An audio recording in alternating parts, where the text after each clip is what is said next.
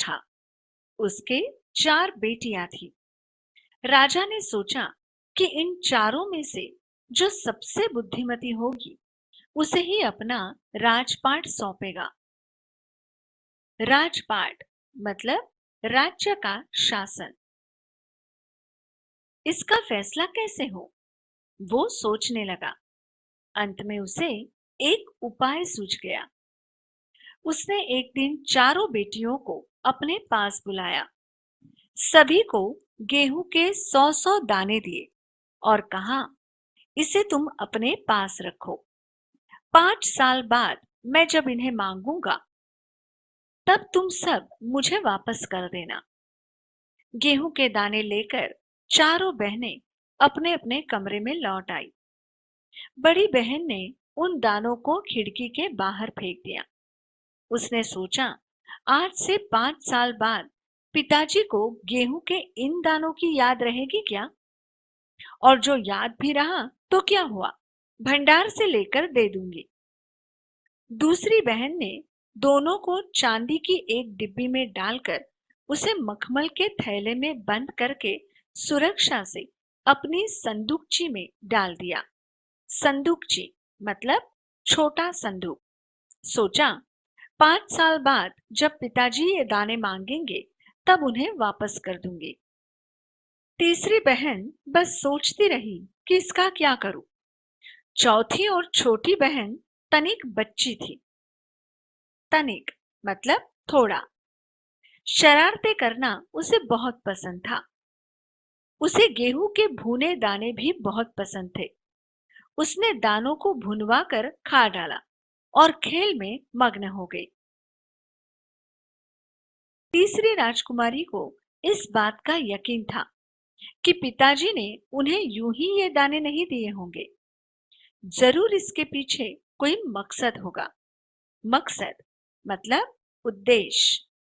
पहले तो उसने भी अपनी दूसरी बहनों की तरह ही उन्हें सहेज कर रख देने की सोची, लेकिन वो ऐसा न कर सकी।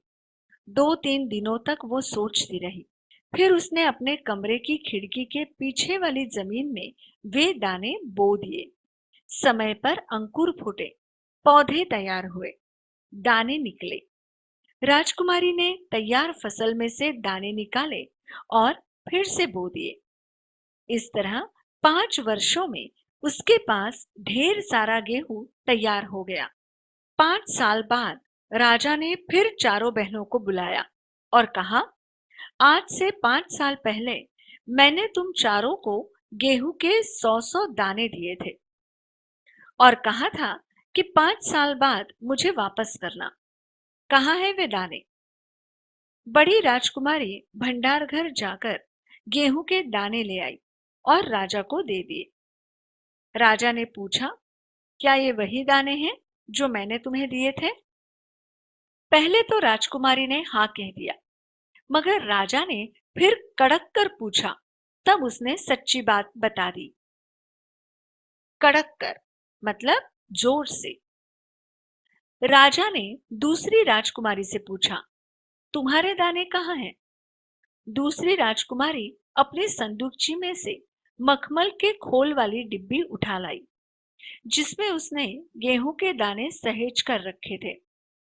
राजा ने उसे खोल कर देखा, दाने सड़ गए थे। तीसरी राजकुमारी से पूछा, तुमने क्या किया उन दानों का? तीसरी ने कहा, मैं इसका उत्तर आपको अभी नहीं दूंगी, क्योंकि जवाब पाने के लिए आपको यहाँ से दूर जाना पड़ेगा और मैं वहां आपको कल ले चलूंगी। राजा ने अब चौथी और सबसे छोटी राजकुमारी से पूछा। उसने उसी बेपरवाही से जवाब दिया, उन दानों की कोई कीमत है पिताजी? वैसे तो ढेरों दाने भंडार में पड़े हैं। आप तो जानते हैं ना, मुझे गेहूं के भुने दाने बहुत अच्छे लगते हैं, सो मैं उन्हें भुनवा कर खा गई। आप भी पिताजी किन किन चक्करों में पड़ जाते हैं? चक्कर में पड़ जाना मतलब दुविधा में पड़ना। सभी के उत्तर से राजा को बड़ी निराशा हुई। चारों में से अब उसे केवल तीसरी बेटी से ही थोड़ी उम्मीद थी। उम्मीद मतलब आशा। दूसरे दिन तीसरी राजकुमारी राजा के पास आई। उसने कहा, चलिए पिताजी, आपको मैं दिखाऊं कि गेहूं के वे दाने कहाँ हैं। राजा रथ पर सवार हो गया। रथ महल नगर पार करके खेत की तरफ बढ़ चला। राजा ने पूछा, आखिर कहाँ रख छोड़े हैं तुमने वे 100 दाने? इन 100 दानों के लिए तुम मुझे कहाँ कहाँ के चक्कर लगवाओगी? चक्कर लगाना मतलब घूमना, एक जगह से दूसरी जगह जाना। तब तक रथ एक बड़े से हरे भरे खेत के सामने आकर रुक गया। राजा ने देखा, सामने बहुत बड़े खेत में गेहूं की फसल थी।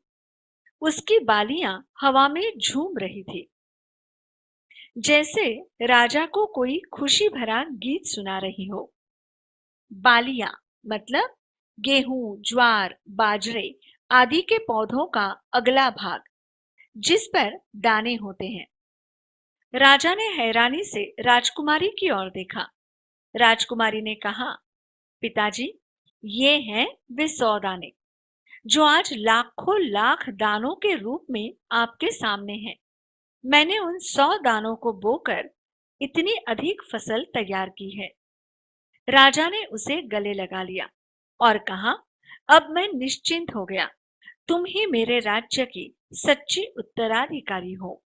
गले लगाना मतलब प्यार से मिलना, उत्तराधिकारी मतलब वारिस।